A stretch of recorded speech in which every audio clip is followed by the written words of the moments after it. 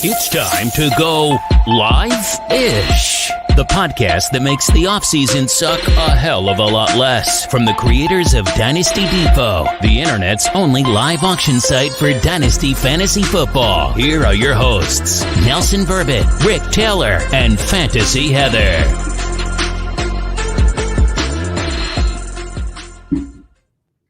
Yo, yo, yo, and welcome to Season 2, Episode 3 of Dynasty Depot Live-ish. I'm Nels V. I will be joined by my co-hosts in a minute.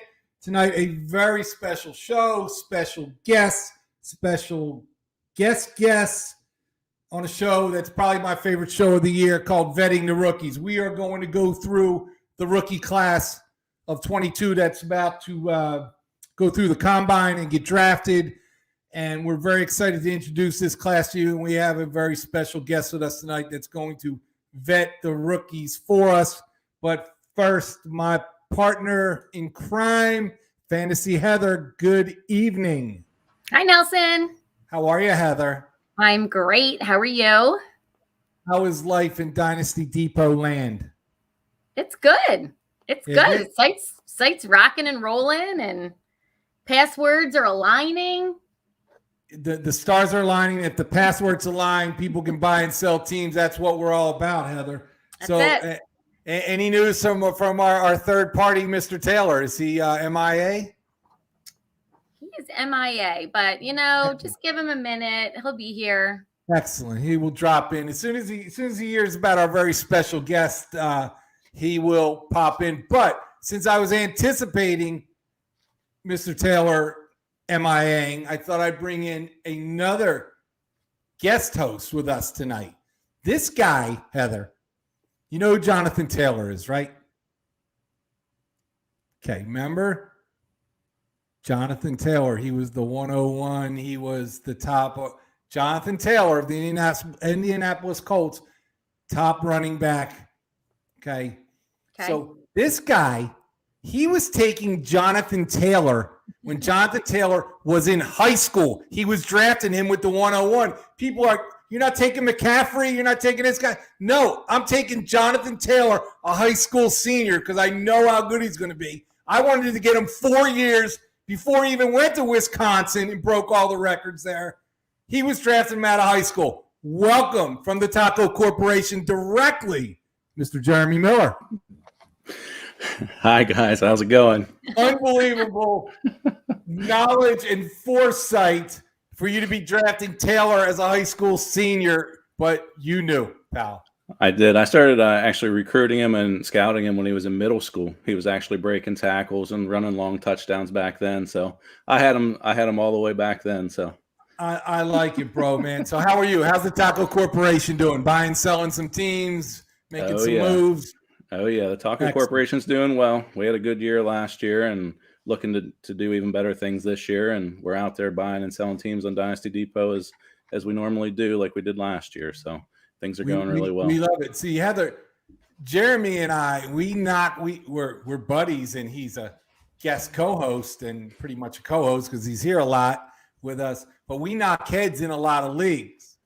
And you would think because I give him co-host status, every once in a while he would throw me a bone instead of hitting the goddamn reject button anytime I'd send him something. It's all business, Nelson.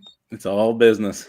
Business. Yeah. Heather, give us a quick Dynasty Depot commercial so we can get rolling along with our very special guest. Oh, so I had this actually as episode 2. You called it episode 3. So I'm going to have to adjust my notes here. But anyway, episode 2.5 of Live-ish is brought to you by Dynasty Depot. You'll head to dynastydepot.com, world's only auction site for buying and selling FFPC Dynasty teams. You buy your favorite players, teams at a discount, sell the teams, and we're asking to give us a try using the promo code podcast for a rookie membership for 1 month. So dynastydepot.com, check it out. Podcast is your promo code for a free rookie membership. So what you're saying is anybody that is not on dynastydepot.com, and currently there's over 300 teams for sale.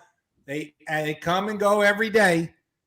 You can get on dynastydepot.com, for a free 1-month membership, rookie membership. Come in, buy, sell, browse, do whatever the hell you want to do for free.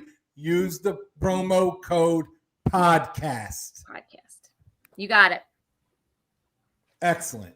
See, Jeremy, it's not all collection for me. I give back to the people sometimes also. That's good. I thought everybody already had a membership. I didn't know there was anybody out there that didn't have a membership. I don't know. There's 5 or 6 that might watch this show that might want to pop on. I'm giving it to you for nothing. So nice. $8.99 for free. It's on me, man. You don't got the $9. I got it for you. Use the promo code podcast. Tonight, Jeremy, we are here to vet the rookies. Interesting rookie class. Mm-hmm. Because there's not quarterbacks at the top of the board, okay?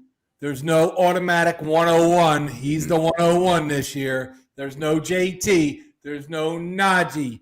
I'm not going to say there's no Chase because there might be some Chase in there. But the drafting this year is as jumbled as ever.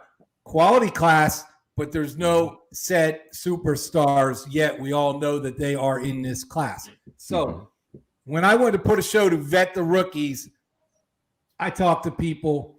I remember last year, this guy was the best. And from Football Diehards, we are very fortunate to vet the rookies tonight with Mr. John Laub. Welcome, sir.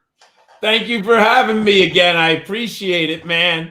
I mean, I love this time of the year. I'm old enough to remember when February was the dead month of sports. I mean, you were lucky in the 80s to have a Winter Olympics and like being bored in February watching skiing and ice skating because there was literally nothing to do. Super Bowl would be over January 20th, maybe the 25th if you got lucky. College would be starting. You'd be bored on campus, cold as hell if you lived in the Northeast, walking around.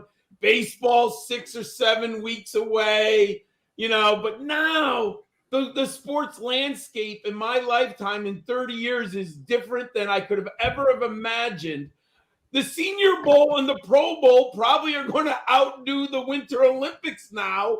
I couldn't even tell you the name of one Winter Olympian. I mean, when I was a kid, you knew all the big Olympians. You knew, I could tell you the male ice skater, the female ice skater. You said you right? Go ahead. You wanted to say Katarina Witt so bad right there, dude. But now I couldn't tell you anything, but I could get you the 7th guy on the Senior Bowl roster on the national team at running back. I mean, the way the sports landscape has changed is unbelievable. I mean, I really think about it a lot. Hey, Jeremy, just close your eyes a second. Picture a 14-year-old John Laub sitting on the couch watching skiing. I get it. I think he was already breaking down film for rookies. I don't buy the Olympic stuff. There's no way. I'll tell you this: if they had film in '84, I would have been breaking it down.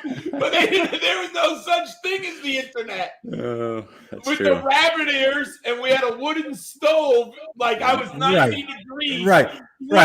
Watching the Olympics. Right. Using Jiffy Pop. We had the Jiffy Pop shaking the fan on the Jiffy Pop, baby. And Mom would burn the bottom half, and my brothers would fight for the top half. We had 4 boys. You can eat the most burnt popcorn. I'm in the race. So this dude had a party this summer, and it was like a campfire party. And you know me, I don't do camping any. I don't know how. I'm looking for the Hyatt or the Four Seasons. And this dude's got me out in the woods, right? And I'm hungry, right? And there's a fire. All right, there's a fire. I'm going to roast something. I don't eat that shit.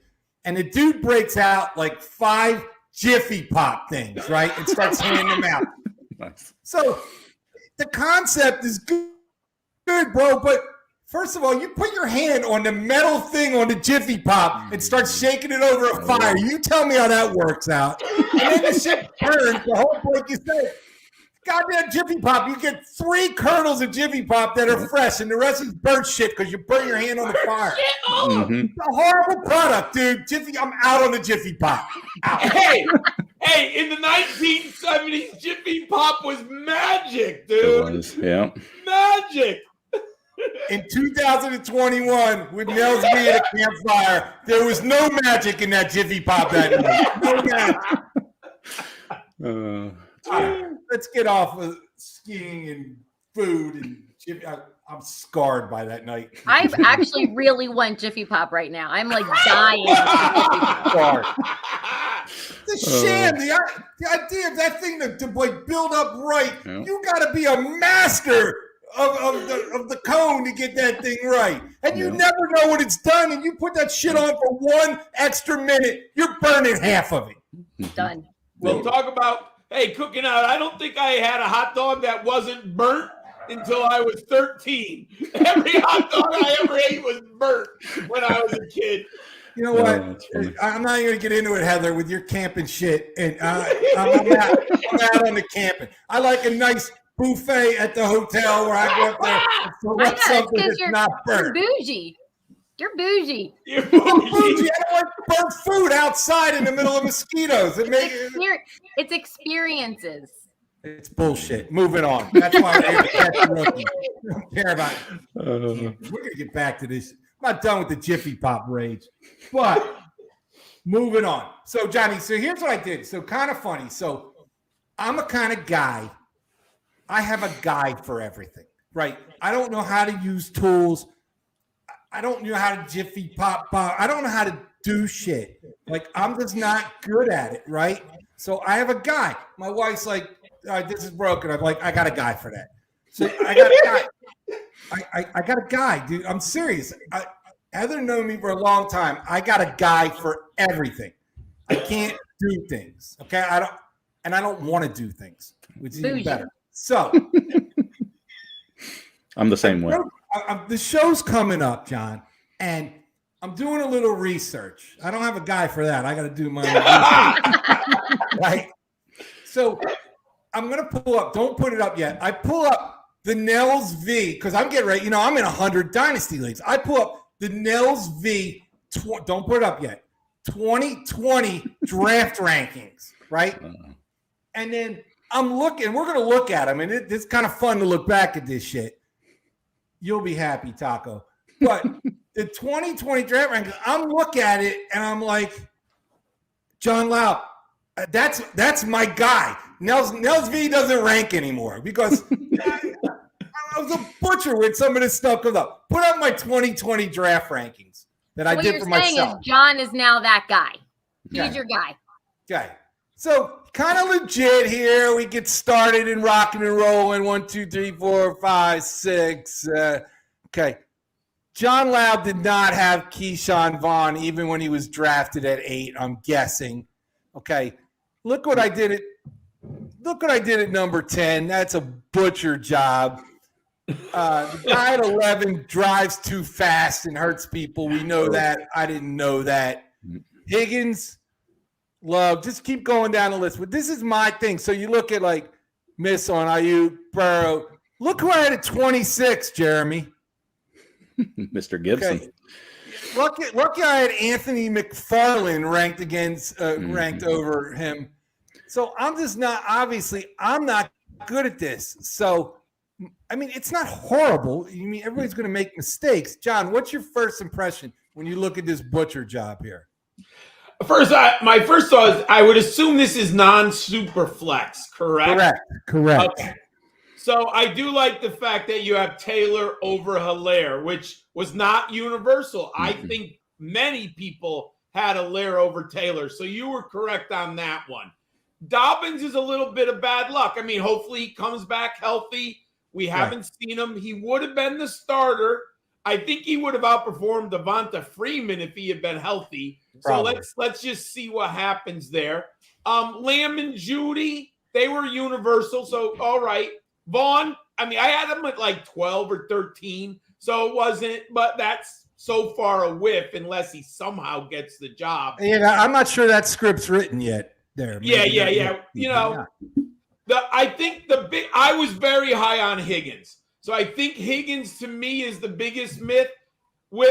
Jefferson, I bet you that's more the norm than given credit, even though I think I had him at like 7. I was higher on Jefferson than most. If my memory serves me, I had him number 3 in the draft because I loved him coming out of LSU.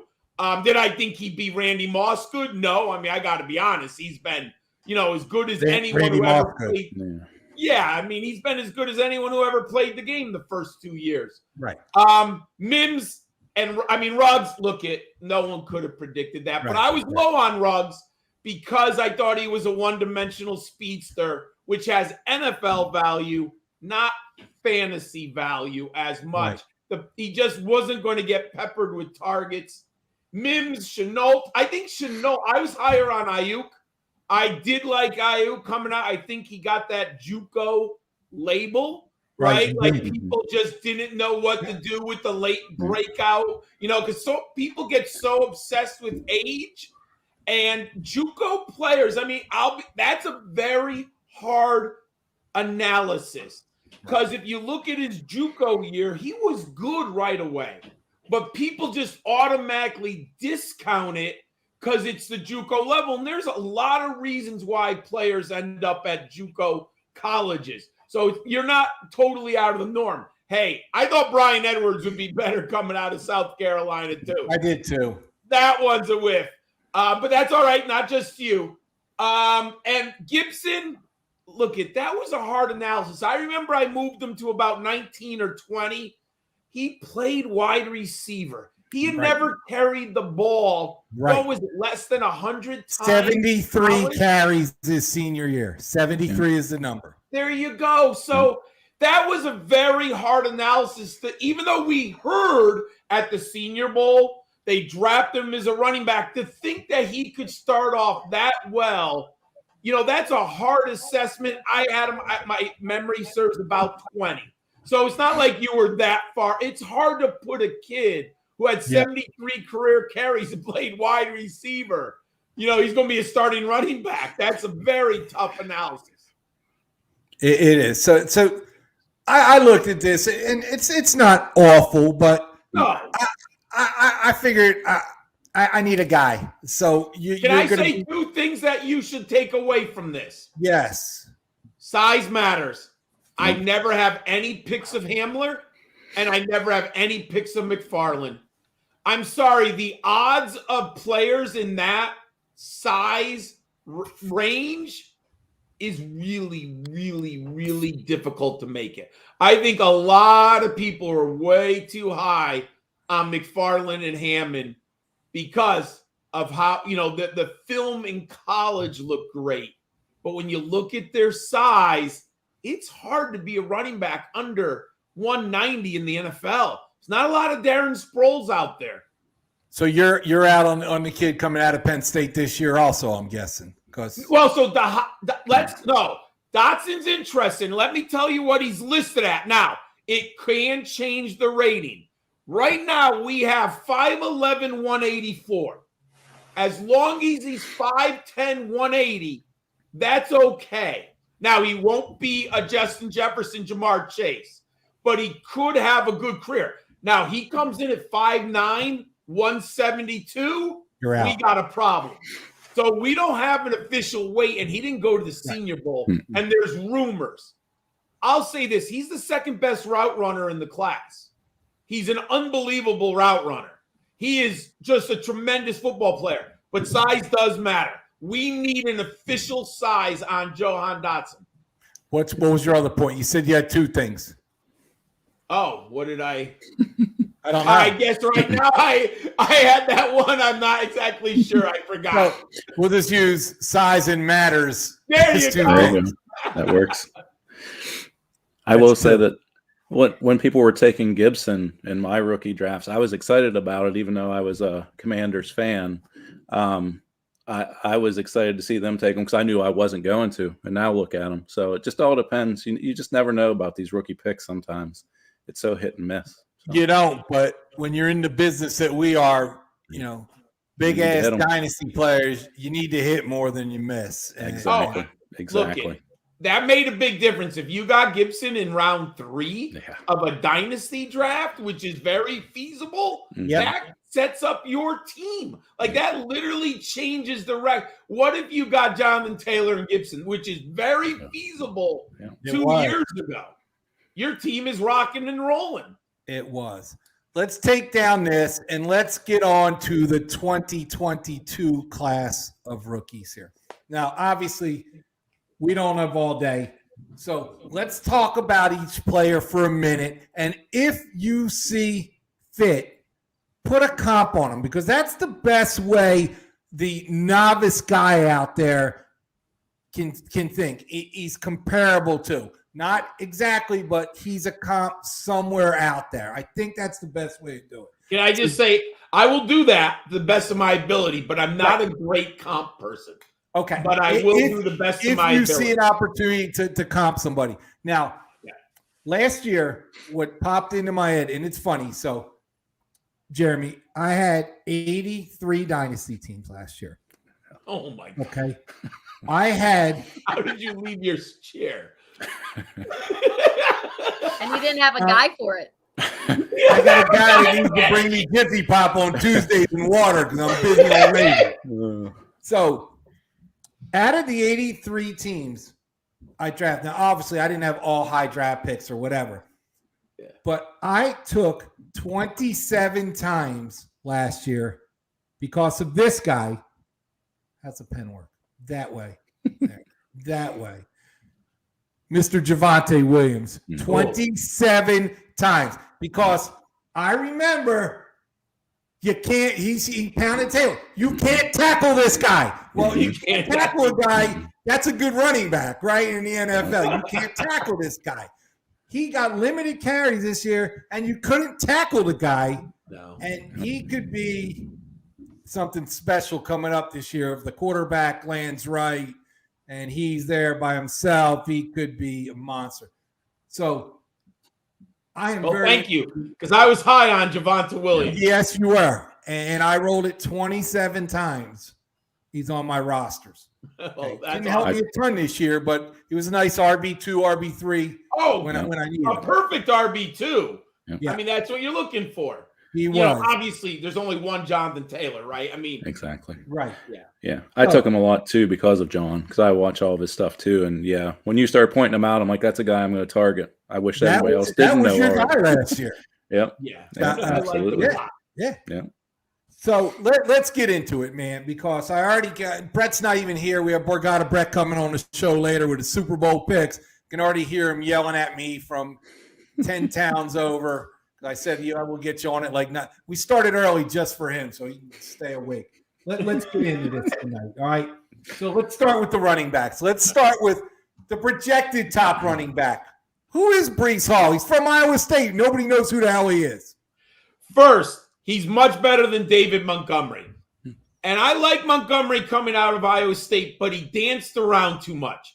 He's actually improved in the NFL. He hits the hole more often. We know in the NFL, you aren't going to be able to dance a lot to the outside. The defenders are too fast, linebackers, safeties, everything. So David Montgomery's improved. I have a higher grade on Brees Hall than I did on David Montgomery coming out of Iowa State.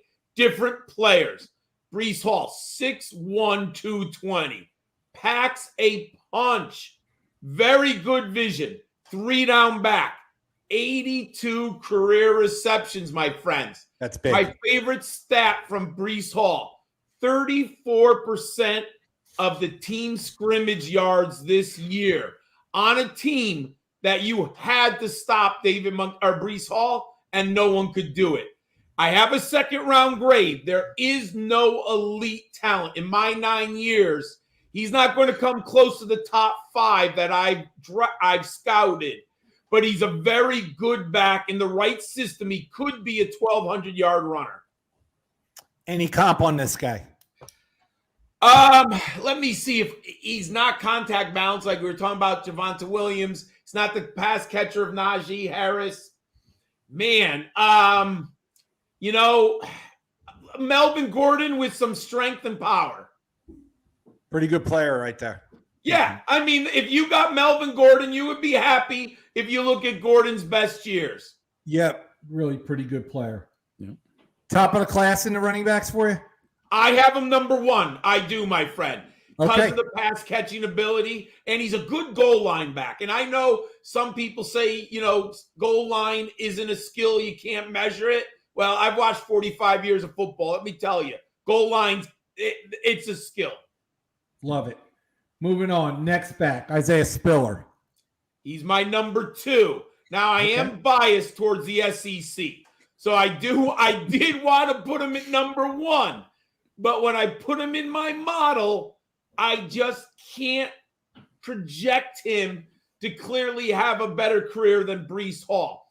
There are things that I like about Isaiah Spiller so much. Second level vision, the ability to break through the line of scrimmage. He's underrated. 6'1", 215. They're almost identical. It's interesting when you look at the size and you plug them into the numbers. Now, what's interesting in Texas A&M, he never was the clear-cut number 1 back. Right. They never fed him like Jonathan Taylor. Now, that's not the end of all and be-all, because we saw Jamison Williams share time with Michael Carter last year. And he had a kid named Devin A-Chain who's unbelievable. Wait till you see this kid at Texas A&M. Probably the fastest player in all of college football. So Spiller did the dirty work, the heavy load, did the physicality, and then A-Chain came in the game and hit the 40-yard home run because people couldn't catch him anymore. They were tired. SEC running backs I'll take all day long. Second-round grade. Let's say he's no Sean Moreno. If you remember him coming out of Georgia, played for the Broncos, good player, not great. I think Spiller has a higher ceiling. I think he could be special, but there's a floor there that concerns me. Can he carry the ball 225, 30 times? Not 100% sure yet until I see it. That's why I love Jonathan Taylor. You knew if the Colts gave him the ball 250 times, he could do it because he's done it. Yeah. Good to go. Great information there. John, do you think both these guys are 3-down backs? I do. I think Brees Hall's a better pass catcher than Spiller. We could debate who's better or not. Some people like Spiller. I think Brees Hall's a little bit better, but Isaiah Spiller is more than functional with 74 career receptions. Good. Excellent. Kenneth Walker the third. My third back. You got him right in the order. A classic Big Ten power back. This young man will get better with carries, though. What we need, Kenneth Walker, as a dynasty community or football fans, has got to go to a coach who commits to the run. And I know this sounds silly. There are just so many coaches in the NFL now who give up if they're down 10-0 and they got, 5 carries for 12 yards on their lead back. They almost throw away the game plan. The one thing I love about Kyle Shanahan and his father was the same way. They said you have to be patient with the running game. You have to be patient with the running game. You got to let great players get in a groove. You got to let your backs hit the hole. That's what's interesting about Jonathan Taylor. Colts went to him third, fourth quarter. Did they play a little bit too much? Nyheim Hines, we all got frustrated with Nyheim Hines coming in. But at the end of the day, Jonathan Taylor got his touches. Kenneth Walker needs to be fed. You need a coordinator who's going to say, young man, you're getting the ball 20 times today. I don't care what the game score is, unless it's 28-0. As long as we're within 2 touchdowns, young man, you're my guy. Now, my concern, he's only got 19 career receptions. He didn't show us a lot in the passing game. We have to be careful. The 2 teams he played for, Wake Forest and Michigan State, neither team is designing, passing game around their running back. Jonathan Taylor and Leonard Fournette did not show us a lot at LSU and at LSU and Wisconsin. Yeah. And they're both more. Fournette's been unbelievable pass catcher with Tom Brady, and Jonathan Taylor's very good with Indianapolis.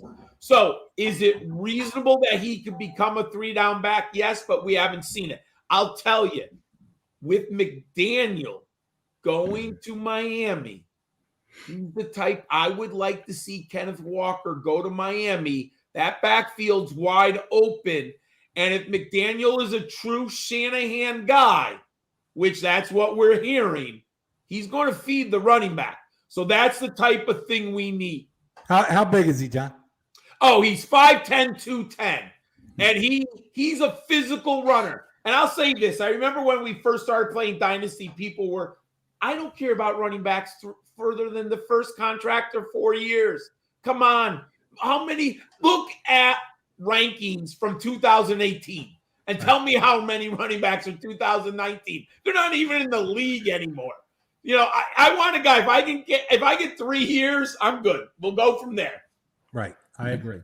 So give me, as we move out of running backs here, give me a second-tier guy, an Antonio Gibson guy that's going to be there at 2.7, 2.8. Who's our dart throw here? Because we all know that there's one there. So I'm going to give you two because I like two, but I'm not sure if one's going to be there 2.8. One I think will be. Rashad White, Arizona State. Uber pass catcher. He reminds me of Ricky Williams in so many ways. Ricky Waters.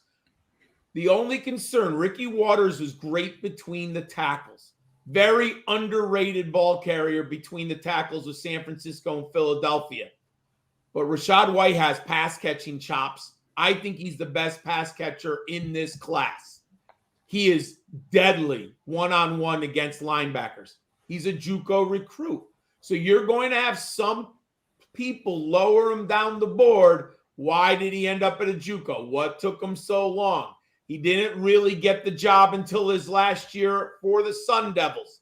I love the film, love the tape. Here's what I like about him most. 6 foot 210. Man, he's got NFL size. NFL size pass catching ability. One guy I'm very interested in, and a little bit's going to come down to the combine. Tyler Algiere of BYU. Ooh, yeah. Ooh. 5'11", 220. He hurts people. He was a linebacker before he was a running back. He ended up with a 31% market share of the offense. Yeah, he averaged 6.4 yards per carry in 3 years at BYU. Now, I understand he's an independent program, so you're not necessarily, it's not the SEC West. But Algiere is going to have a job in the NFL because he can run between the tackles and he hurts people. Hammer. Like it. Jordan Howard type back. Yeah, Jordan Howard's a good one. That's a good one. Yeah. I mean, if you got him at the 3rd round and he's in the right team, right. That's a good one. And Jordan Howard had a couple 1,000-yard seasons, right? No problem with Jordan Howard. Nope. Take that in the 3rd round. Absolutely. Let's move out of running backs, brother. Let's move on. Jeremy, any running back questions, or should I move on to the receivers? I was just curious about Brian Robinson out of Alabama. What do you see out of him, John? So I have him at number 5 right now. We're going to wait for the combine. So like him and Rashad White, I have in that same tier, and Algiere. Okay. No one knows this yet, but I'll give it to you. Robinson's 5, Rashad White 6, Tyler Algiere 7. Okay. Combine for all 3 of those backs. Everything. I need to see the 20-yard shuttle and the 3-cone drill. 40-yard, I'm not that worried about. Mm-hmm. It is what it is, unless it's a disaster. Right. The only thing I care about on the 40-yard dash is total outliers. They run a 4.28 or they run a 4.69, right?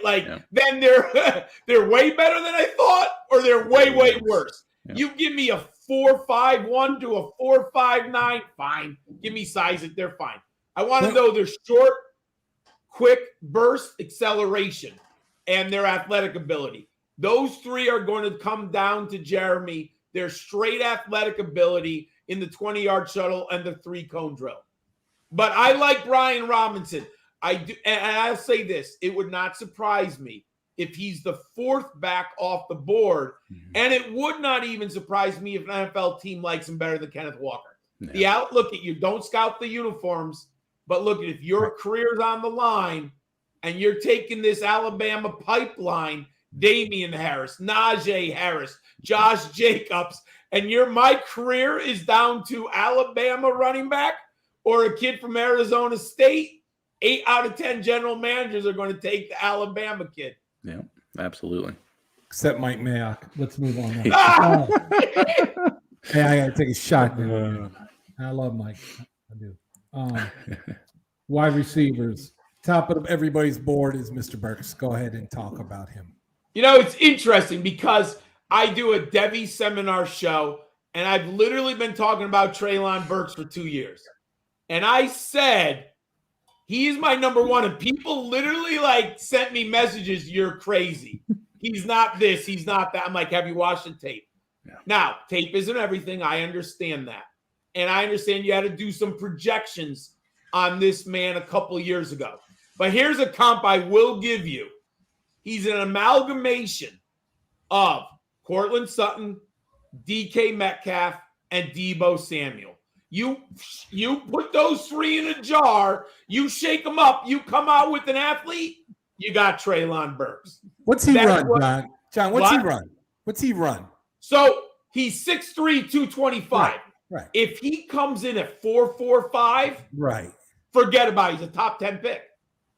Forget about it. And I think he's going to do a 4.45 or better. I mean, he didn't go to the Senior Bowl. I'm assuming right now he's with a top-level trainer, and his one goal is to do the 40. And if I'm him, I'm pulling the DK. I'm going to be smarter than DK. I'm not even running the 20-yard shuttle in the three-cone drill because that's not how he wins. He's not going to win with short area bursts.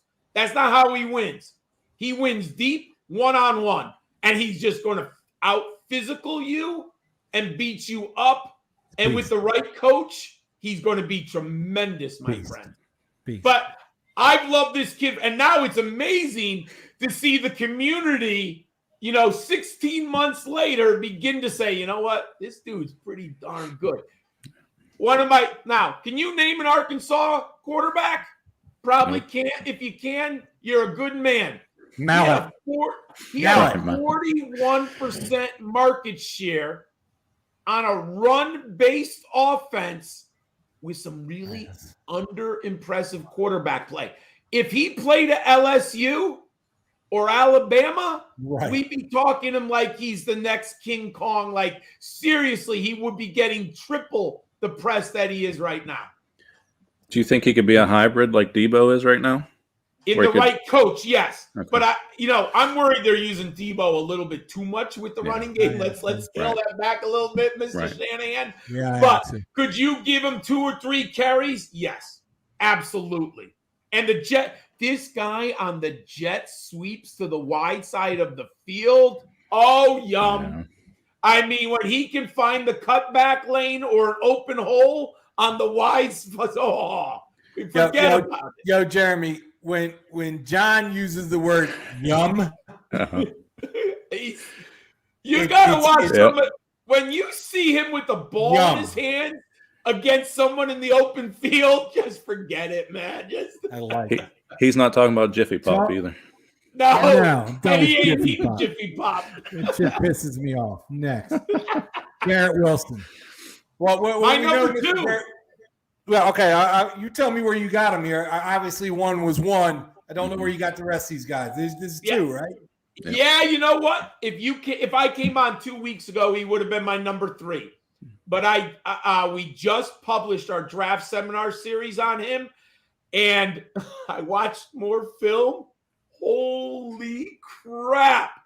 He is Jerry Jeudy and Stephon Diggs. The man is uncoverable 20 yards down the field. I have not seen anything like this. Now, short area, he's great. Don't get me wrong. His jab step off the line of scrimmage, you could write textbook on it. But watch the film, my friends. I can't believe how often I saw this young man 5 yards of separation, 30 yards down the field. That does not happen. Like, you've got it, like, it's ridiculous. Now, part of it's scheme. Ohio State obviously is great. But when he's one-on-one with another player and he can do a double move down the field, see ya. And there was this one highlight I loved. It was amazing. He pulled the Randy Moss. Remember when Moss used to put the hand up? Yeah. Nope, Yeah. I'm open. There's this tape. I think it was against Iowa, but I could be wrong. All of a sudden, he's like 15 yards. He makes the cut, and the hand goes up, and like 20 yards, throw the ball. Like, he just knew. He's like, I'm gone. No. And the quarterback saw it, gone. I mean, he's Jerry Jeudy and Stephon Diggs. That's all I have to say. And you have to stop thinking of Jeudy, what's happened in Denver because of the quarterback. You got to think of Jeudy. You can't use that. No. Right. That's what Garrett Wilson is. I did not go into this process thinking he'd be my number 2, but when I broke down the film in more detail, holy crap, he's amazing. Like, he is so good. If you watch Josh Allen and the Bills a lot, how often does he throw to Stephon Diggs within the 5-yard line? Like, Stephon Diggs gets open in that short area as well as any player in the NFL. Right. So does Garrett Wilson. Right. So I'm assuming your previous number 2 was his running mate? Oh, no. I've never been on a Chris Olave. I'm not a Chris Olave guy. Oh. Tell me why I've been not. a team. So my partner on the draft seminar and I had kind of like a kind of off-camera fun bet, Olave or Wilson, who would get drafted. And I was always on Team Wilson. And the scouting community a year ago was on Team Olave. Mm-hmm. They've switched places right now. I have Olave at number 6. I'm not overly impressed. He might go in the first round because Ohio State pedigree. He is big at 6'1", 189. I'm not sure if he's 6'1". We're going to find out. Not sure if he's 189. I like him. I have a second-round grade. I don't think he's as good as his teammate at all. But I'll be glad to let someone else take Olave. My guess is I'm going to have very few shares of Chris Olave. I like him, but he's not like there's like this beauty when you watch great receivers like Jefferson and Jamar Chase and Stephon Diggs and Jerry Jeudy. Like, you just know it when you scout it. I don't get that when I watch Olave. Yeah, good player. Second round grade. Nothing wrong with that. I think he's a better second fiddle than the lead dog, if that makes sense. He is not somebody, Heather, that we would qualify. Chris Olave is not yum. He is not yum. He's not yum. He's the Jiffy Pop. He's the Jiffy Pop. Wilson's yum. Wilson is yum. Who is the Gridiron Scholars number 2 receiver at this point? Well, it is Garrett Wilson. Okay. My number 3. Okay. Do you want to know my number 3? I'm guessing Mr. London, maybe. Yeah, go ahead. It's actually Williams. Okay. Of Alabama. I like 20.6 yards a catch. He was the best. I know they gave the Heisman to Young, and I get it. You give it to the quarterback with over 40 touchdowns. I get it. If you watch the Alabama offense like I did, Jamison Williams was the best player on that offense, week in and week out. And you saw it against Georgia when he got hurt. Yep. What happened to that Alabama offense in the championship game? Yep. Hit a brick wall. Now, I'm going to assume the ACL injury will be fine. We're going to have to hear medicals. We don't have much right now. We're going to get more at the combine. But, I remember when ACL that was it. A player's career was over in the 80s.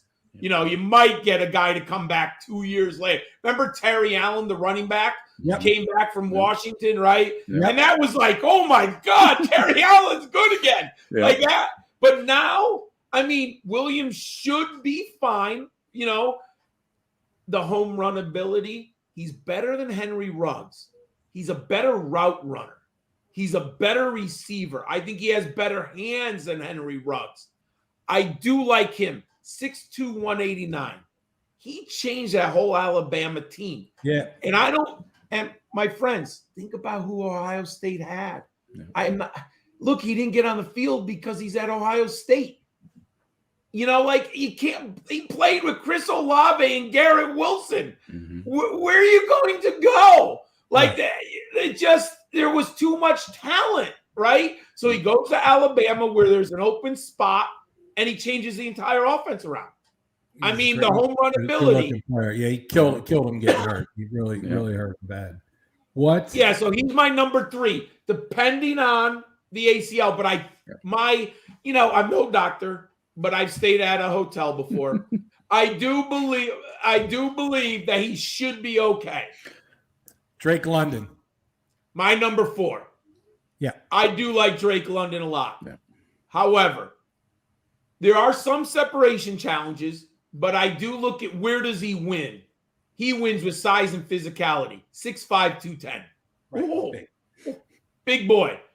Also, what I liked about him, and I said this 2 years ago, I liked London way earlier than other people. But he played in the slot. But why did he play in the slot? They had a guy named Michael Pittman and Amon-Ra St. Brown. Correct. So what did USC do? They took the young man as a freshman and sophomore year, both those 2 years. They put him in the slot, and he was a total menace against slot cornerbacks, defensive backs in the Pac-12. But they had Amon-Ra St. Brown and Michael Pittman, who were great. So they got the targets. Well, what impressed me this year more than anything, and I said this last summer, I got to see how Drake London does when you move him to the outside. What happens when they put him on the outside? Well, you know what happened? He was a goddamn rock star, Pac-12 Offensive Player of the Year. Yeah. He averaged like 18 targets a game. Like he was so big, man. So big. Now, in the NFL, against elite cornerbacks, is he going to be able to command that target share? I don't think so, because the separation isn't going to be there. He's a nasty Z receiver. He's a nasty slot receiver. I mean, 6'5", 210 in the NFL. So John.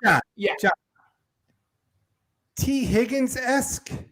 Yes, I like T. Higgins better, but that's a good comp. Yes. I think T. Higgins is great, but I was a big T. Higgins guy. Because I didn't think T. Higgins was going to be able to get the separation he gets. I know. So I've learned, that's a great point. I'll say I've learned a lot over my 9 years.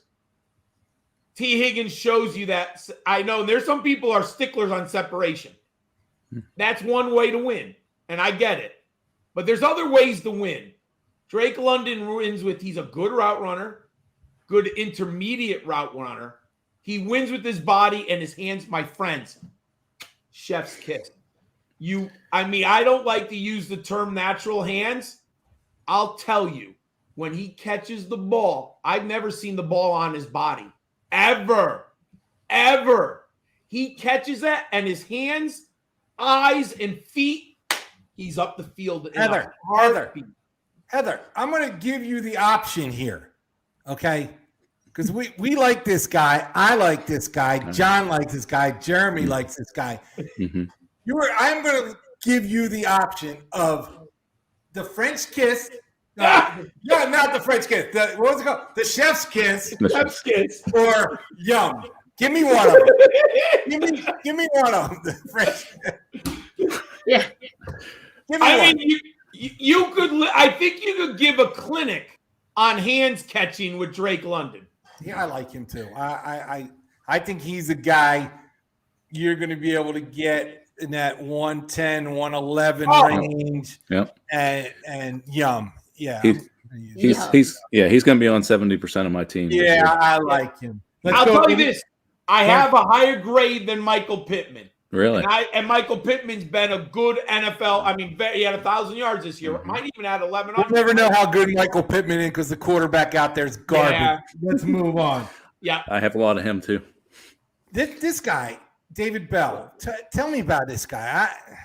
All right. So this is unbelievable because I caught on to David Bell while I was scouting Rondell Moore.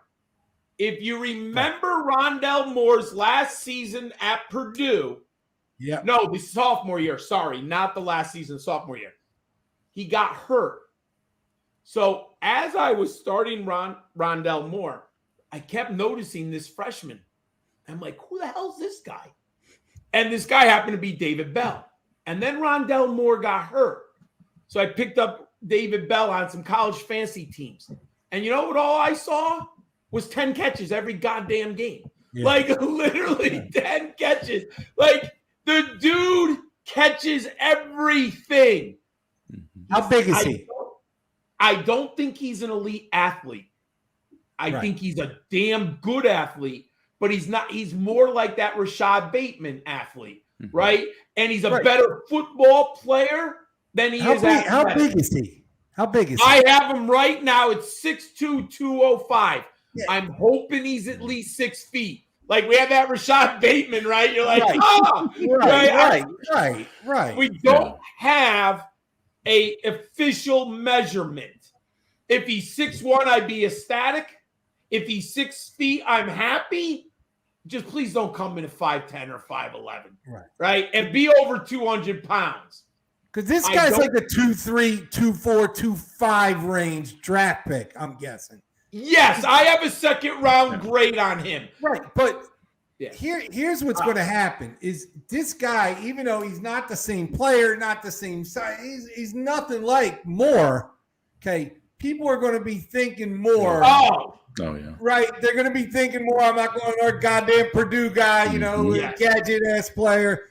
Like this guy, because this guy can play a little bit, man. Oh, I have a higher grade than Rondell. I was very low on Rondell Moore, and people were like, no, you're wrong. I'm like, I don't care. He's going to Cliff Kingsbury, man. Did you see his ADOT this year? No. There was a game he had 5 targets for ADOT, half a yard or something. Like it was a joke. It was. But anyways, I was never big on Rondell Moore. I like David Bell much more. Just to give you some perception.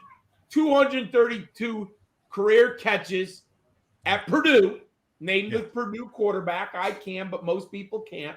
I can't. He dominated early breakout age. He was a true freshman. And look at the numbers his freshman year. So as an 18-year-old, he was dominating Big Ten opponents. 69% catch rate. And this year, a 31% team aerial dominator. We just need the size.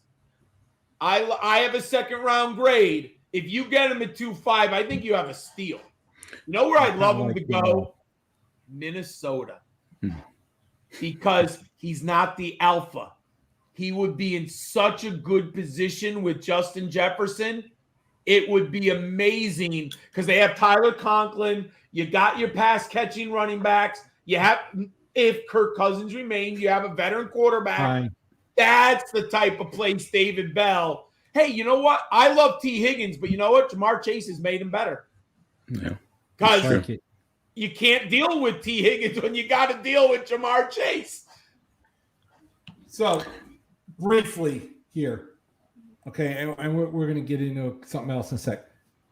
Briefly here, the kid from A&M, tight end wise, right?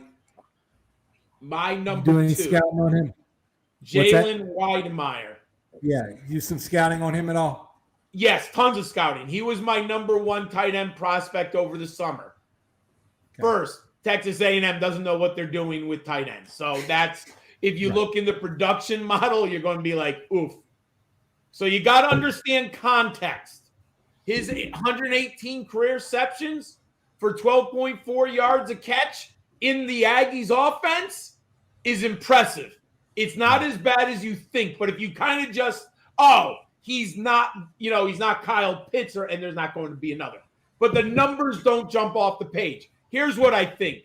He's an extraordinary athlete, like ridiculous athlete, like seriously Kyle Pitts athleticism. He might break like 6'5", 255. I mean, the guy on film looks like the most athletic player on the field at all times. And we're talking SEC. but they just didn't know. They had no quarterback this year. They didn't have a good quarterback last year, and they're not designing routes and the scheme around their tight end, right? It's not like Florida that knew they had a unicorn in Pitts, and they designed an entire offense around Kyle Pitts. They didn't do that at Texas A&M. But he is my number 2 because a young man, I shouldn't say kid, that's terrible. A young man rose above him, and I think he's great, Trey McBride of Colorado State. But what's his athletic ability? I will not be surprised after the combine if an NFL team likes Weidenmeyer better than Trey McBride based on SEC West versus Colorado State, and Weidenmeyer's scores are better at the combine. You see, and we're gonna move this along a second, but you see a lot in the draft, and we saw it last year with Freiermuth. Yes. Eagles a couple years ago with Goddard. Teams tend to take these guys in the second round a lot. Oh, he's a second round pick.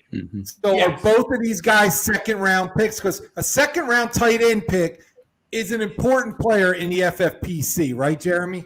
Absolutely. Oh, absolutely. I'll say this. I think one of them will go late in the first round. Okay. I do. Okay. I think one of these 2 young men will sneak up into the first round, picks number 28 to 32. Interesting. I watched McBride at the Senior Bowl, and I mean, he was great. He was phenomenal. So that would be a guy I would be targeting definitely in drafts, and I can see him going up the board in the NFL draft too. So yes, so my model likes McBride better, but again, you're betting your life on an SEC West product or a group of 5 Mountain West tight end. 8 out of 10 are going to go with the SEC. Not saying it's right, but they're going to go the SEC tight end. Not the Taco Corp, though. Taco Corp knows. He knows a lot of shit. So we're going to get into QBs in a second, but we have better late than never. Mr. Rick Taylor, my partner, has knocked on the door. So what I'm guessing, and tell me if I'm wrong, he heard the fucking Jiffy Pop thing cranking, and he's like, I got to go in and I got to get some food going in here. I better get in the show or I get nothing. Well, Rick either went to the store to buy Jiffy Pop or he was searching in the basement for his mom's Jiffy Pop from 20 years ago. So Rick is just... Hey, you still got the artwork, my man. Right. It's part of me now.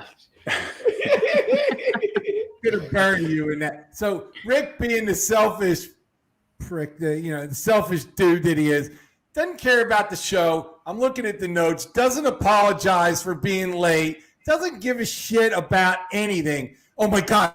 Did he talk about doxing yet? Did he talk about doxing? Yes, Rick, he did. And I'm going to allow him to give you a personal scouting report on Joe Hahn just for you, Rick. We have talked about him.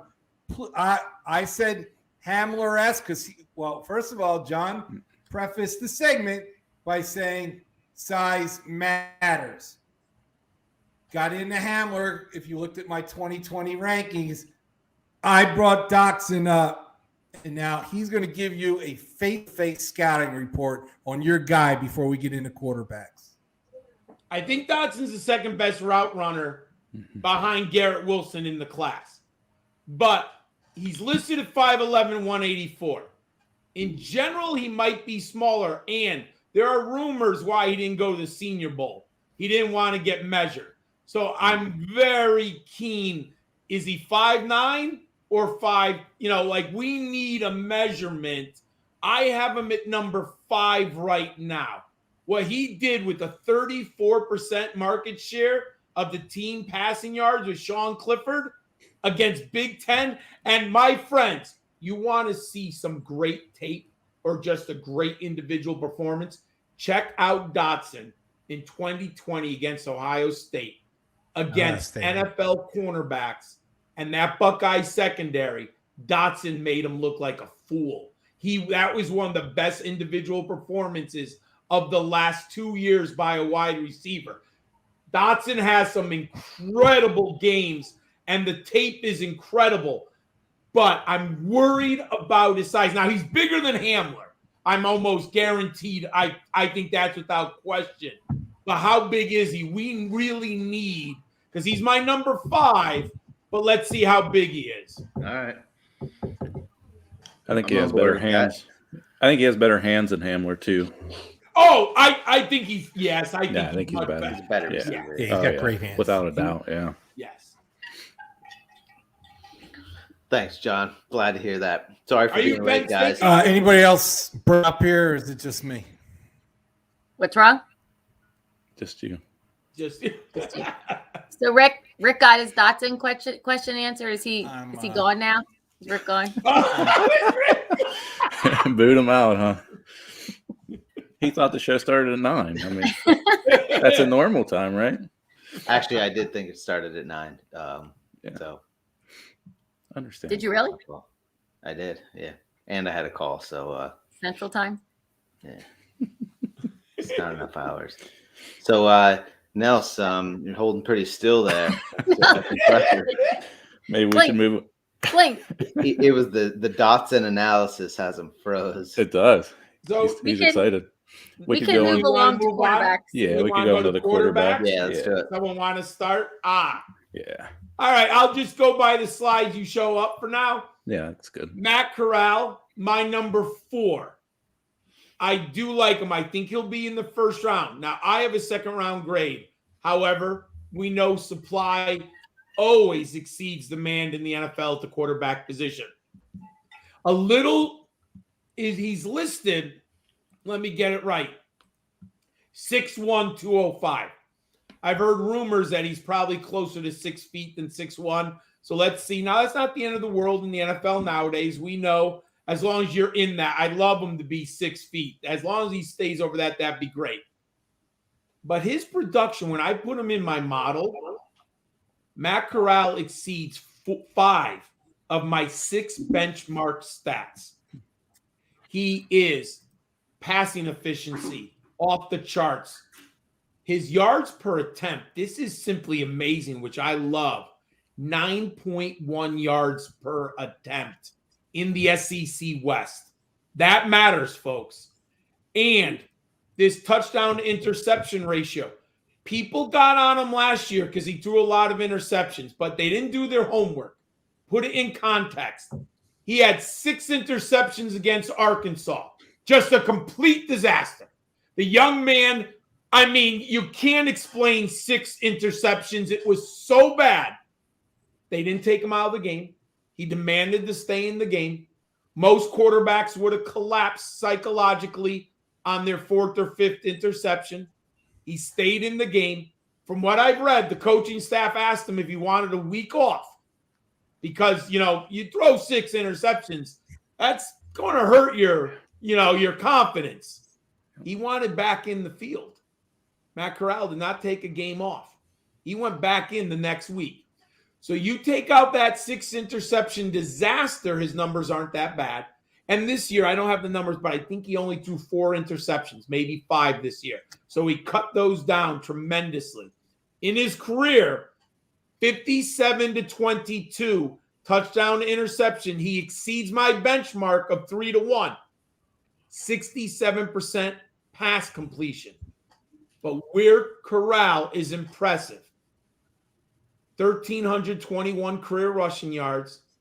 He had 22% of the team rushing yards this year. 22%.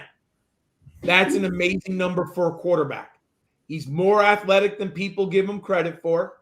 He has an NFL arm. It's not perfect. I'm not going to sit here and tell you, he's got that Josh Allen arm because he doesn't. But can he throw the intermediate and the short routes at the NFL level? Absolutely. There's no question about that. And you do have a little bit of that rushing Konami code upside with him. I haven't. Where in your ranking is he, John? Number 4. Okay. So I have him at number 4. Like him a lot. My model likes. Why don't you fill in 1, 2, and 3? We're going to talk about the same guys. I want to hear where you are 1, 2, and 3. Number one, I seem to be on an island all by myself, but I'm all right. I'm comfortable alone on an island. I've been alone on the islands with, Dak Prescott. I was alone on the island with Jalen Hurts. I'll be alone on this island. Sam Howell's the best quarterback prospect in this class. He's going to become the best deal in Superflex. I hope he falls to me in the second round. He's the fourth or fifth quarterback off the board. I expect him to go in the first round. I hope he goes to a playoff team. He is ready-made for Pittsburgh. I don't believe one rumor that Pittsburgh likes Kenny Pickett. Why would Pittsburgh tell anyone the quarterback they like? Bullshit. It's not true. It's not true. It's a false flag. It's not true. I think he's going to be there for Pittsburgh. What do they got? Pick number 18 or 20? Something like that? 20. Sam Howell is perfectly made for Pittsburgh. Love 5 out of my 6 benchmark stats. And what I love, and you can go look on my profiles on Football Diehards. 5 of the 6 benchmark stats, Sam Howell exceeds. His rushing equity this year, 30% of North Carolina Tar Heels rushing equity. He's in the top 10 for single season rushing yards as a percentage of the team's total rushing in the last 9 years. His running now, I'm taking out the wishbone quarterbacks. Keenan Reynolds at Navy, who, threw 30 passes and ran for 1,800 yards. I'm talking NFL quarterbacks with rushing numbers. I love the fact that he went through challenges. North Carolina, Javonte Williams, Michael Carter, Daz Newsome, De'Ami Brown, all gone. Offensive line decimated. This young man fought all year. All year. He slung it. Wasn't pretty. Made a lot of mistakes. But got to look at it 3 years. This was an early breakout. He started as a freshman. He walked onto that North Carolina campus at 18 years of age, and he started. 37 career games he started at the University of North Carolina. He's gone through the good and the bad. I think one of the challenges that Trevor Lawrence has, put aside the bad coaching, because that's obvious. He had Urban Meyer. That's without saying. You know what Trevor Lawrence's biggest problem is? He never had adversity. He was the golden boy. Right. He never lost a high school game. What did he lose? 3 games at Clemson? And then he's with literally the worst, arguably the worst franchise in the NFL. That takes a lot of gumption. That takes a lot of fortitude to stay active and alive. And I like when my quarterbacks go through adversity at the college level. So I love Sam Howell. Give me a comp on him. Give me a comp on him. Kirk Cousins. Yeah, with rushing upside. I mean, he could be Kirk Cousins. I could see 36 touchdowns. You put him in Pittsburgh or Denver, 36 touchdowns with those offenses around him. Yes. Awesome. Number 2. Kenny Pickett. All right. He's not the prospect of Joe Burrow. People make the comp. Both are late bloomers. There is some difference here. Nuance.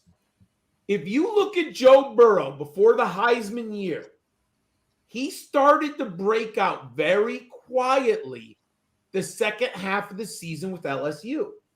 He threw over 20 touchdowns the year before he won the Heisman. But LSU wasn't good. No one noticed. And then he exploded for the greatest offense of all time. So we know the story there. Kenny Pickett wasn't even close to Joe Burrow the year before this. I think his career high was 15 touchdowns in 3 seasons. He wasn't on I cannot find a Debbie dynasty or draft prospect who had Kenny Burrow in the top 10 last summer. So we are talking meteoric rise. Like literally, Burrow-esque, Kyler Murray, just way up. But I have to put it into context. I can't just go on 1 year. When you put him in my model for 3 years, there are some warning signs. Big warning signs. He only hits 2 of my 6 benchmark stats. He only completed in his career 7.3 yards per attempt. He threw a lot of dinks and dunks. To give you an idea, Sam Howell, 9.2. Matt Corral, 9.1. Kenny Pickett, 7.3. Really That's not impressive. Here's another number. 62.4 completion percentage. Matt Corral, 67.5. Carson Strong, 68.1. Sam Howell, 63.9. Kenny Pickett isn't necessarily throwing the ball deep down the field with a ton of accuracy. Now, there's going to be something that's very interesting. If you haven't watched Pitt, Jordan Addison might be the third or fourth best receiver in next year's draft class. I love Jordan Addison. Every time I watch Kenny Pickett, guess who's making a play 30 yards down the field? And I see Jeremy shaking. He's seen this too. What if Jordan Addison is the Justin Jefferson for Kenny Pickett? Like, sometimes the receiver helps the quarterback, especially in college football. Yep. Jordan Addison's unbelievable, but people don't know how good. So everyone's giving Pickett all of the credit, and we might look back in 5 years and go, oh, that young man Addison, he was unbelievable. Because watch the big plays from Kenny Pickett, and most of them are because Jordan Addison got wide open about 30 yards down the field. So go ahead. So I kind of agree with, because I looked at a couple things also. The low completion percentage and low, yards per catch. That's a scary thing. Those bother me. Number 3, Mr. Willis, I guess. Who? Your third quarterback. Yes. Malik Willis is my number 3. Yes. A lot of things to like, but there are warning signs here. And what I think has happened, this is an overcorrection of everyone missing the boat on Lamar Jackson and Jalen Hurts in the last 4 years. Great call. He's not the prospect of Lamar Jackson and Jalen Hurts. I'm sorry. I was bullish on Hurts. Everyone knows. I had him as the 4th quarterback in that draft class. I got him in so many dynasty leagues. It's sick because he was just falling to me in the 3rd round. I mean, I couldn't, how can I pass up Jalen Hurts in a draft in the 3rd round? So I have so many shares. I don't think Malik Willis is the prospect. Now, does he have the ceiling? Yes. But people are ignoring the floor. There is potential for bust here. And I think people, when I put him in my model, Malik Willis only hits 2 of my 6 benchmarks. And he played at Liberty. So there are a lot of concerns here. He's only played 23 games at quarterback. 23.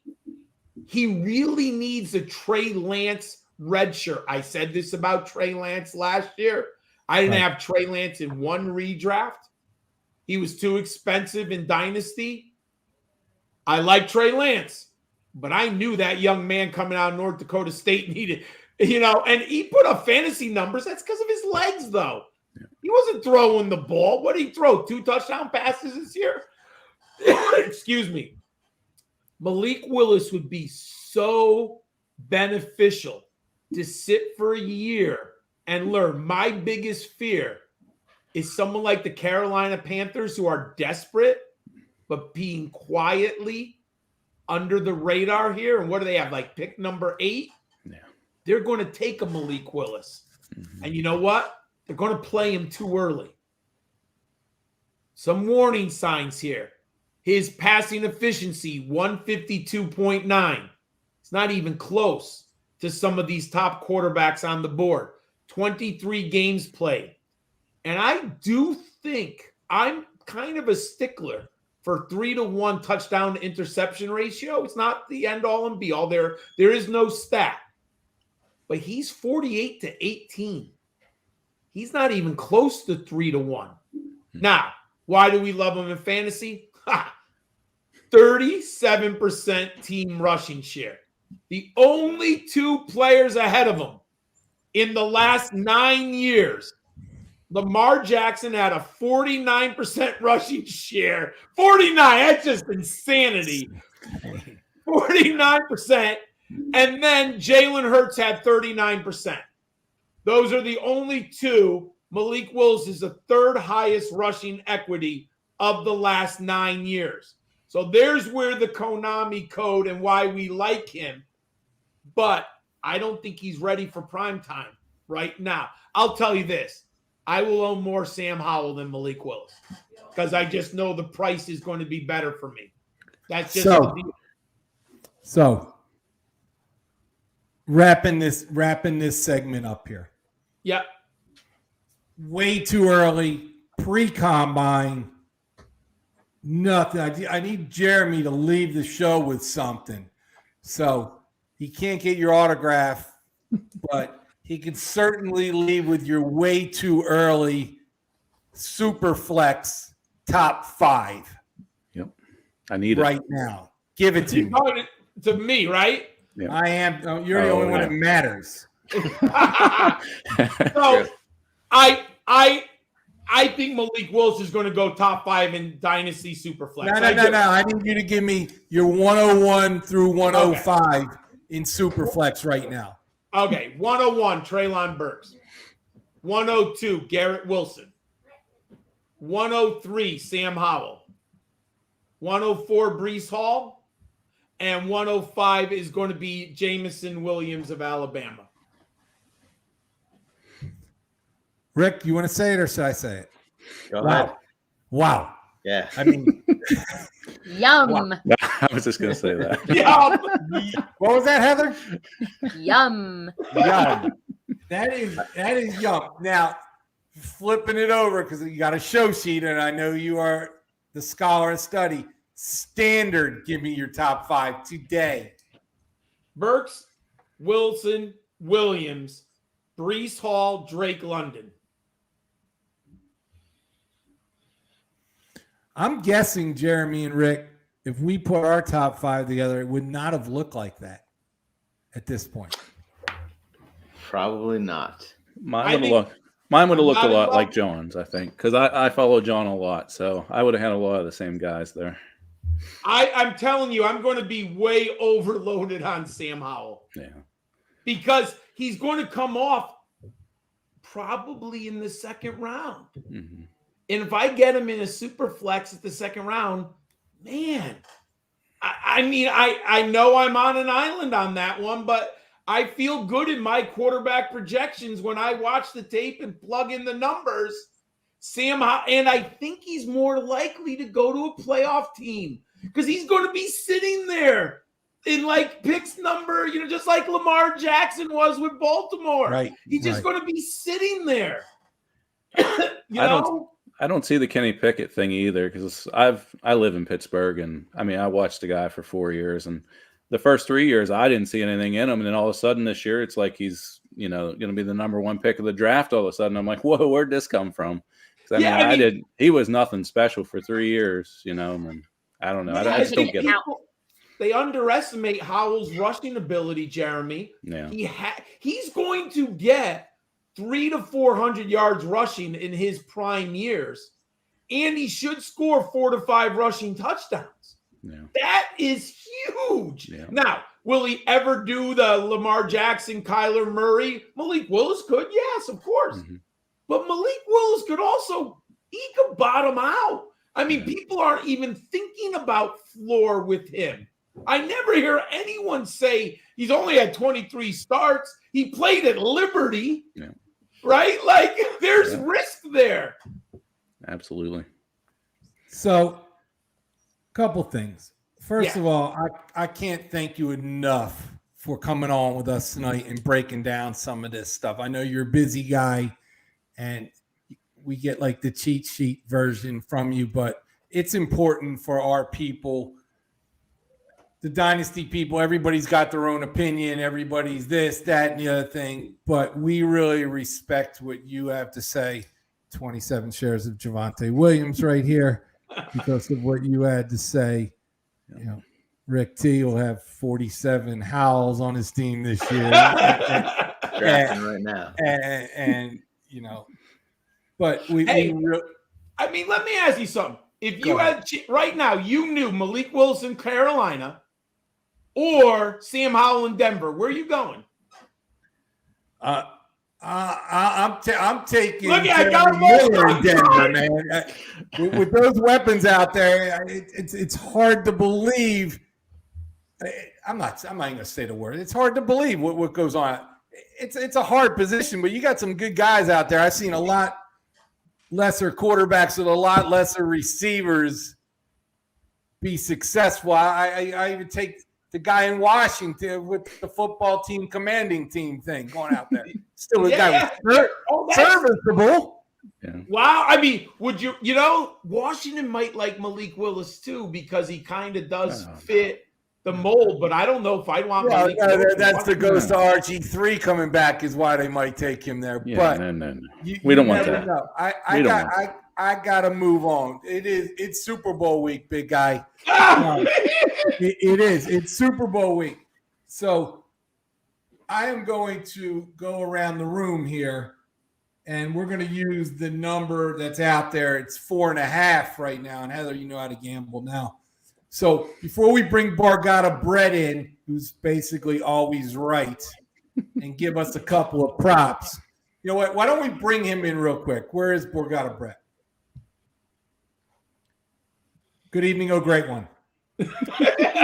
It's been a pleasure to sit here and listen for 1 hour, 21 minutes, and 17. Good. Now you're going to listen for another minute. So we're going to go around the room here, and we're going to go Rams minus 4.5 or Bengals plus 4.5. See who everybody's got. Heather, who do you got? Bengals. Bengals taking the points. Mr. Miller. I'm taking the Rams and my boy Sean McVay. Yeah. Gridiron. I always take defense. The Rams front seven is going to be tough to beat. And the Bengals offensive line is their weakness. So I'm going to go Rams. Mr. T? Same here. Since he gave up 9 sacks to a front that wasn't even close to the Rams are going to bring out. Wasn't even close. I bet the minute the line came out at -4, is that just so obvious? Like the obvious never happens, right? It's so obvious they're going to beat the hell out of them, and Aaron Donald at 16-1 is going to win the MVP this year, and well, it's so obvious. That's my pick. But really, the only thing that matters is what that guy with the McNabb jersey's got to say, because he's always right. Talk to us, oh great one. Well, you just you went right to the end. So I'm not there yet. Can I give you the way I prepared to? We just wanted you to know how we felt and see if we could influence your decision. Okay. Brett can't really freestyle. He's got to go by the script. Got to read down the list, God. Well, I prepared. I'm not winging it. I mean, so here's the rundown. This is information that is not proprietary or anything, but it helps to put the Super Bowl in perspective, right? So, look, really, all you got to do is figure out who's going to win the game. 88.5% of the time, the winner of the game is the winner of the point spread bet, right? Ooh, I didn't know that. It's a good 46, 6, and 3 against the spread is the winner. So, figure out who's going to win the game. The last 12 years, the point spread hasn't mattered. It rarely matters. The favorite typically wins the game, but doesn't typically cover. So the favorite is 34-20, and the favorite against the spread is only 25, 27-3. So, you can't just bet the favorite because there's been a lot of dogs. We've seen that 7 out of the last 10 years, the dog has, won the game and covered. Especially that one that really is the only one that matters right now. Correct. All right. That one in Minnesota in 2017 is really the only Super Bowl that ever mattered. That's the only one. Correct. As far as the total is concerned, since 1985, the over is 21-15-1. So 60% of the time, the game is going over. The last 3 years, the game has gone under. The team, this is my favorite stat. The team that wears the white shirt has won 14 of the last 17 Super Bowls. Nice. Who's wearing white, Brett? The Rams. Okay. The head referee is Ronald Turbert. This is his first Super Bowl. Historically, the favorite wins 76% of the time and covers 56% of the time when he's the head referee. And the other thing I'll let you know is when you're betting props, everybody likes to bet over this, over this, over this, over that, over rushing yards, passing yards, attempts. But the smart people bet no, and they bet under. So will this happen? They bet no, not yes, and they bet under. And if you're going to bet something under, you're better off waiting until Sunday to bet it under because everybody keeps betting everything over. And these lines drift higher. So I'm going to give you a couple unders that I like in the props, and I would wait to bet them. There's 4 key stats in the Super Bowl. The team that rushes for the most yards, they cover 73% of the time. The team that has the most passing yards per attempt, they cover 71% of the time. And as was just mentioned, the Rams have the top-rated pass rush, and they're going against the 31st ranked pass blocking team as they measure pass blocking rate, okay? So big mismatch there. The team that has the most turnovers, if you turn the ball over more times than the other team, you've only covered 18% of the time. So you got to win the turnover battle or you lose the bet. These two teams are very close. In the regular season, the Rams were +2 and Cincinnati was 0. So there's no significant difference there. And time of possession, the team that covers, that wins the time of possession, that's logical, right? Covers 75% of the time. That's kind of a consequence of winning. Here's the interesting thing. If you can win 3 of those 4 categories, you're going to cover the spread in the Super Bowl 82% of the time. And if you happen to win 4 of the 4, you're 26-0 straight up and 24-1-1 against the spread. So you cover 96% of the time. So when you think about this game, don't think about anything other than who's going to run the ball more, who's going to have better passing efficiency, yards per attempt, who's going to win the turnover battle and the time of possession. If you could figure that out, if you get 3 of those right, if you kind of play that out in your mind, then whoever that leads you to is probably the team that you want to bet. Now, Nelson mentioned the line is 4 or 4.5. The difference between those numbers doesn't normally mean a whole lot. There's a little bit more juice on the 4 minus 115, 4.5 minus 105. You know, I mean, it's going to settle right around that number. It's not going to move in the next few days. The total's 48.5. Now, typically the early money tells you where to bet. So the Rams opened at -3. Remember, the opening line is there for like minutes. So, you know, but the line moved in the Rams' favor and it moved in the under's favor. It opened at 49.5 and it's going to 48.5. The money line's -200 plus 170. The game is going to be played on artificial turf. That means anything to you. All right, here's what I like. This is what I'm betting. Under in the first half, under 23.5. I'm betting under 3.5 field goals. That's -155. So you got to lay the juice there. Under 3.5 field goals. My favorite bet is Cooper Kupp under the passing yardage. Now, it was 103 early. It's now 106.5. It may get up to 109 or 110 on game day. So I'm waiting to bet that, but I'm going to bet it under. I'm going to bet neither team to score 30 points. I got to lay 110 to win 100 that neither team will score 30 points. I like Joe Burrow to rush for less than 11.5 yards, minus 120, and Stafford to rush for less than 5.5 yards, minus 125. These guys don't run the ball at all.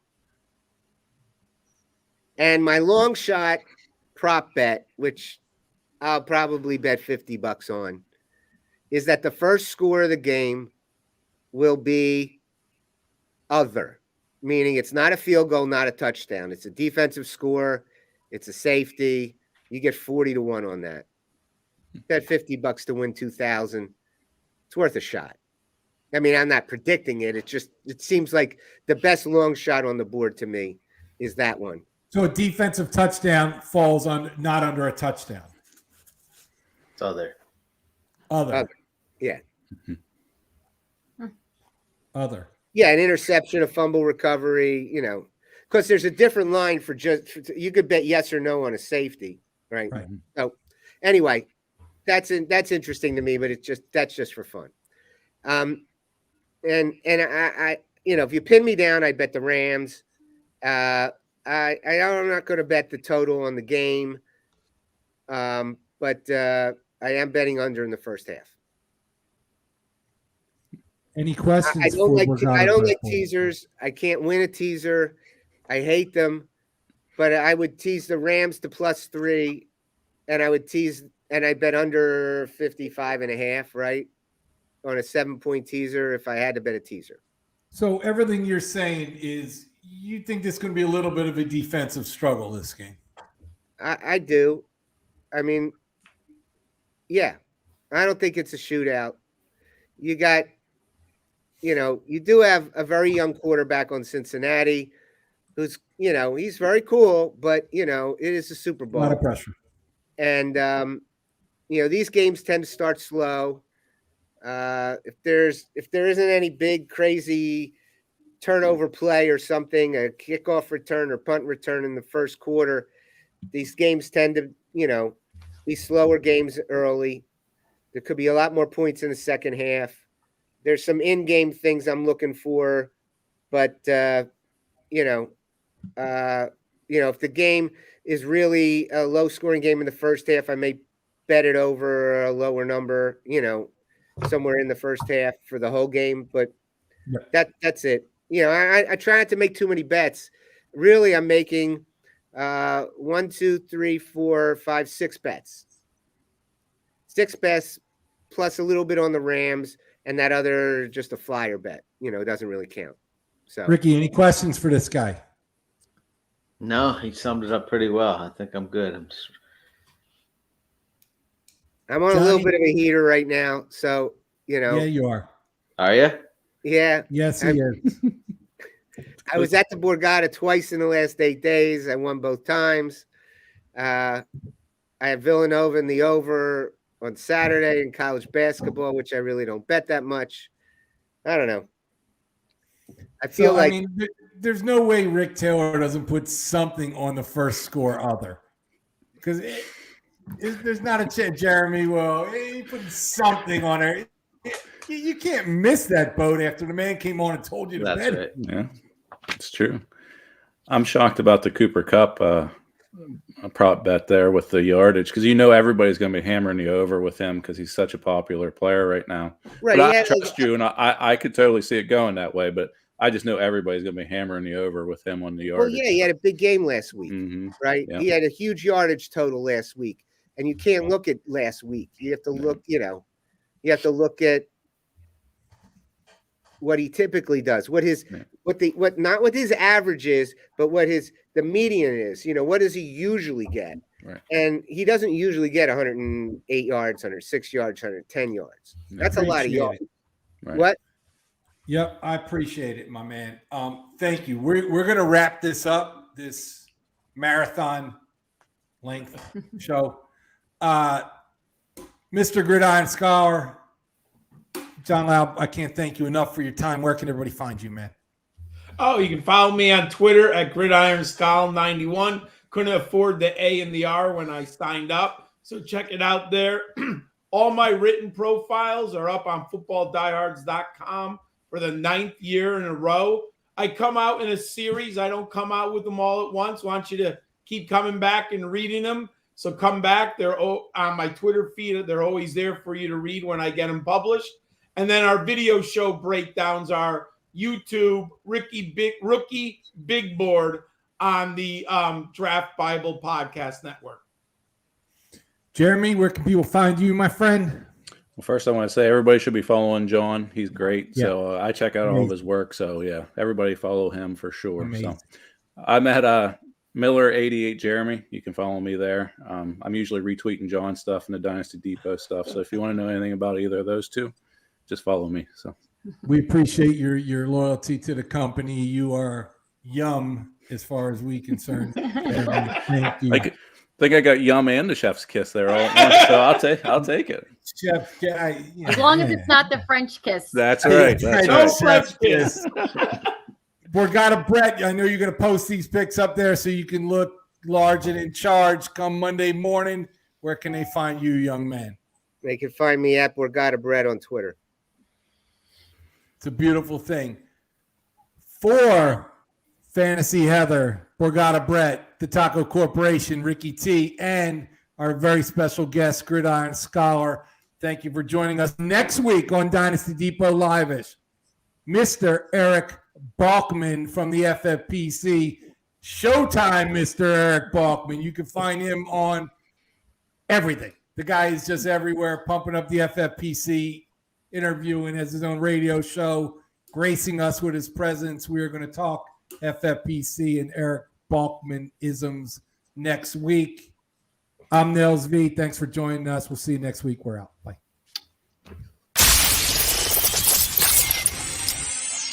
You've been listening to the Dynasty Depot podcast, the best source for what's hot in Dynasty Fantasy Football team action.